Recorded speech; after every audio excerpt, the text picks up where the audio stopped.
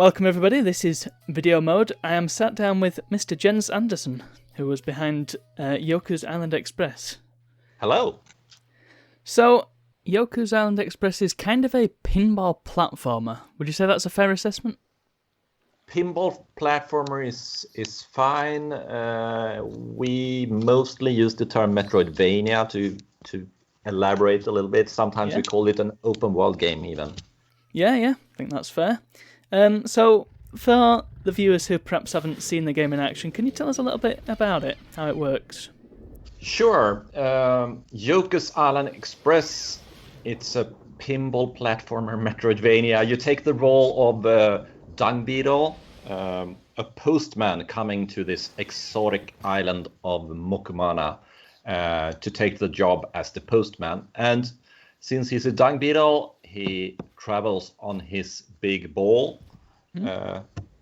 And when he arrives, the old postmaster just takes up and leave the player to figure out what's going on. Something is going down on the island. And it's a 2D side-scrolling game, and you traverse by pushing the ball left and right, as well as use flippers that are spread throughout the island. So there's no jump button, but there's tons of flippers instead. Yeah, there's a lot of other sort of pinball-inspired elements as well, aren't there? Like bouncers, and we looked at a lot of stuff out there and pulled in the stuff that worked. Mm-hmm. So was it a conscious decision to sort of make a pinball game, or was it something that you sort of got to naturally? It was part of the original idea. It started off more as a pinball adventure with the idea of sort of stringing together a number of pinball tables. But fairly early on, we added a protagonist when we came up with the idea of the dung beetle to give some more character to the game. And then we kept working on sort of more seamlessly make it feel a little bit more like an adventure and a platformer, and open things up as much as we possibly could. Right. So would you say you're a fan of pinball in real life then? I think pinball is lots and lots of fun. I used to, I worked at bigger game studios and stuff, and we had pinball tables there. I played pinball when I was a kid. I wouldn't say I'm a hardcore pinball fan, but there is something very attractive with a physics gameplay that you get out of the pinball. It's just so much fun to use that part of your brain that predicts how the physics is gonna play out. So that's sort of why I really like this idea, because just playing with physics is fun. We don't know that from other video games like Angry Birds, or even just having ragdolls in games could be fun to play with. Yeah, and there's a little bit of chaos element as well, isn't there, with the pinball table? You're not entirely sure sometimes what's going to happen. It's chaos and it's random, but it's in a system that we as humans are so incredibly comfortable with. We're so, like, just catching a ball is such a complex thing that you do, but we're really good at it, and I believe, like, from a game design standpoint, that it's fun to do stuff that you're good at, and that's why pinball as a game mechanic is fun, because like we can feel mastery of it quite easily. There's something accessible about it, isn't there, as well? I mean, there's only 2 controls. So Absolutely, and that was one of the strength of the concept, but also one of the challenges, because we needed to expand on that, and we tried forever and ever to keep the whole game to just 2 buttons and maybe an activation. But in the end, we also introduced Yoku, the dung beetle, to move left and right using separate buttons, which in the end turned out to be a good idea. But it took us a long time to get there, because we really wanted to keep that thing from pinball, like just 2 buttons and you can do so much. And that's a really nice thing with pinball, that you can do so much with 2 buttons and explore such a wide space of game mechanics. Yeah. So just to go back to you mentioned the sort of physics element. Would you say it was like because when I was playing Yoku, I noticed that the physics were pretty realistic compared to some of the other pinball tables I've looked at in my video series. So was that quite a challenge for you to make them as realistic as they are? Yes and no. I actually don't think they are too realistic. And we did tons of stuff that's not realistic with the physics. But initially I just plugged in like a basic physics engine, and then tuned sort of the behaviors, the strengths of the different like the flippers and stuff like that to my liking. And I took a lot of different choices. Like I looked at pinball tables and how they behave. Like take something, for example, how the ball bounces off the flipper. In a modern flipper table, it's super bouncy. Like it bounces back and forth between the two sides of like left and right side of the pinball table. That didn't really work well. So if you do that in Yoku, it almost like stops when it hits the flipper. And physics-wise, that's realistic, but it's not necessarily how most pinball tables work. But it's all about like the feel, and we had to take into account that we didn't have a like portrait style table, the playing area. Like people are playing video games on widescreens mostly, and that had a huge influence on how we could design levels, especially since we were a straight up 2D kind of game with no depth. You didn't play into the screen, so every pinball level and stuff were designed more for a widescreen format, which changed a lot of stuff. Well, just going back to some of the other tables that I've looked at. I mean, if you look at some of the stuff they were doing in the 90s on the Amiga, for example. I mean, I'm not sure how much exposure you've had to those. Oh, a lot. Oh. I love we wouldn't have made Yoku Silent Express if Pinball Dreams hadn't been a thing. Like I played those games to death, and I really liked them. Like they were fantastic, and maybe they have better physics than we do. I don't know, but like they are. It's so nice games. When we started working on this thing, we obviously took a look at the stuff out there, and we looked back at some of the GBA stuff. Like there's some Crocodile pinball game on the GBA, I think, that we had lots of fun with, because they did more than just a pinball table. They did some other mechanic in it, and a bunch of other stuff. But there wasn't really anything where they built a world around pinball. So that was sort of the challenge. Yeah, and I think Yoku is quite unique in that sense, especially amongst the games that I've played. I think the closest is probably Super Mario Ball for the GBA, but even then. Or maybe Sonic Spinball. Yeah, a lot. I think we missed Sonic Spinball in our research phase, so no one on the team really knew it. And then we announced the game, and everyone was referring to, oh, it's like Sonic Spinball, and we had to look it up. Embarrassed. But a lot of people referenced that game. There are a couple of more modern ones, like I forgot the name. It's on iOS. I'm not too familiar with the iOS, unfortunately. Yeah, no, there's some game there, and there's Rollers of the Realm on PC. That's more of an RPG merged with pinball. But yeah, a couple of games have tried doing that. Yeah. But execution has been okay, I guess. Well, yeah, I was just going to say with Spinball, you weren't really missing much. It was an early attempt. They tried. No, and it's hard, right? It's hard to figure out how to pick the best things from pinball and not get dragged down what the stuff that's not working, because the whole pinball design is a design around constraints. You're constrained to a physical pinball table. You need to absolutely mash in complexity to keep it interesting in this kind of physical space. And with a video game, you don't have that problem. So you should approach the problem from different direction, I think. Yeah, it depends how far you want to expand it. I mean, if you want to just make a pinball table, then that's a different kettle of fish to if you're making a pinball platformer. Yeah. It's a very big difference if you're trying to make a pinball simulator or if you're trying to just use the pinball mechanics in a video game. And you can succeed, obviously. There are plenty of fantastic pinball simulations out there. But it's a different thing than we were trying to do. Right.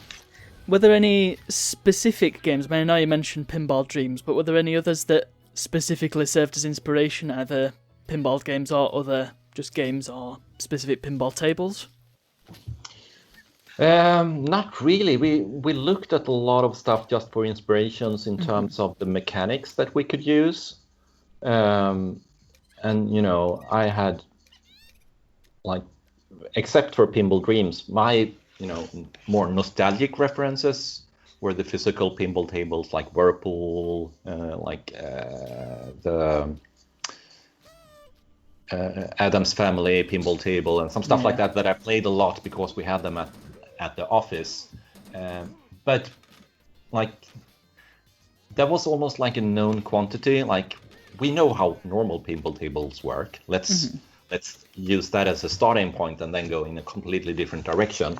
So I think we were more inspired by the non-pinball games, like the Zeldas out there and the Metroidvanias and all that kind of stuff that did that other stuff, because we had to figure out there was nothing to look at in terms of how do you integrate pinball in a bigger world. There wasn't much references in how you can do that. Yeah, so you're kind of going in sort of the deep end then, in that sense. Yeah, very much. And it took years before we figure out sort of the formula for how we wanted to do it. Took longer than it should, but I guess that's the thing when you're trying something that hasn't really been attempted before. Yeah. So was this kind of more of a passion project then, would you say?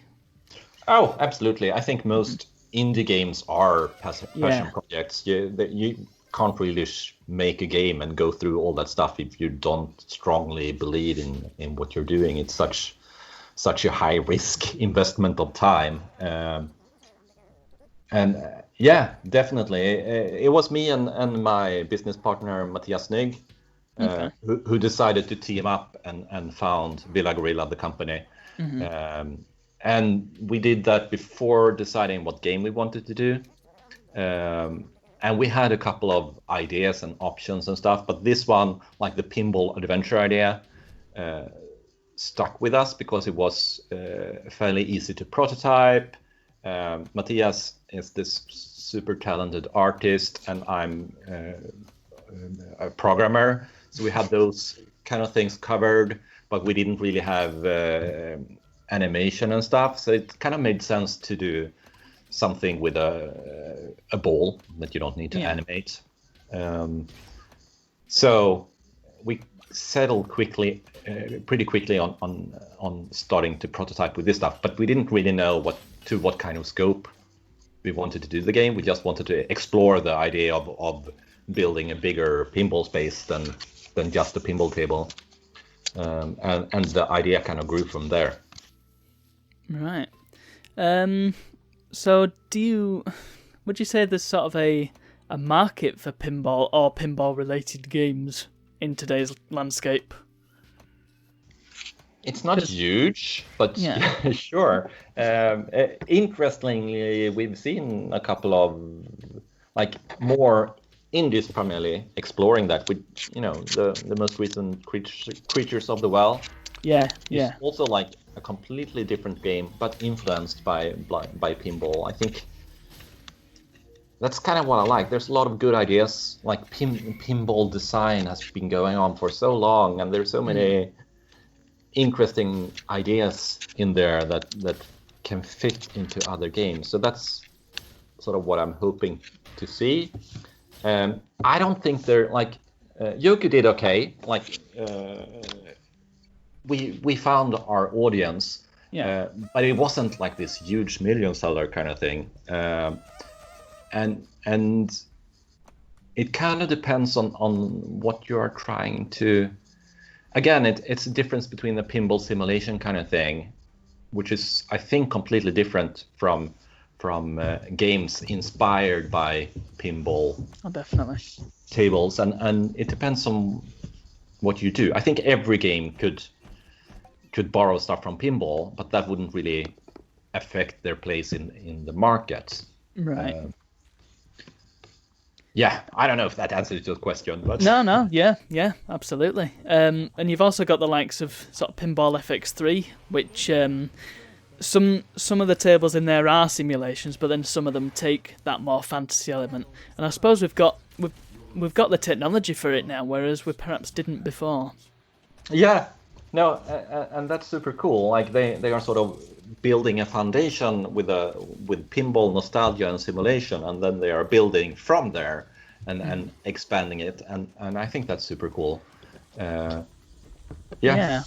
I suppose there's a lot of people nowadays playing games at home that would have grown up with pinball as well. So it'd be nice for them to see that, and perhaps that's part of the draw. Yeah. No, I hope so, and I hope that sort of helps pinball stay relevant. Like especially here in Sweden, I don't know the last time I saw a pinball table. It's I guess I've seen them in offices and stuff, but there are no arcades anymore, and there's so most people don't really know. They are not exposed to pinball, the traditional pinball anymore. So it's great with those simulations. I hope they find great success. Yeah. I suppose just one other question. I mean, yeah, to go back to the 90s once again, there was sort of an explosion of pinball games for the contemporary formats of the time: DOS, Amiga, Mega Drive. Why would you think it was such a popular choice? Was it just that nostalgia thing, or was it, do you think, a challenge to make the physics engine? I haven't given it much thought, but with my own experience with Pinball Dreams, at the time I used to go to the arcade. I used to spend money on those video game arcade consoles, but also on pinball thing, and that was expensive, right? Yeah. And I did have an Amiga at home, and when I got Pinball Dreams, I felt that I got the same experience without having to pay per game, and it was great fun. And I guess that wouldn't have been possible a couple of years earlier, because like before the Amiga Atari, like to me that was a sort of a tipping point where you in the technology could replicate the experience to some extent. Definitely. So that was kind of the sweet spot, I would guess, and Pinball Dreams in particular did phenomenal numbers, I think. Yeah.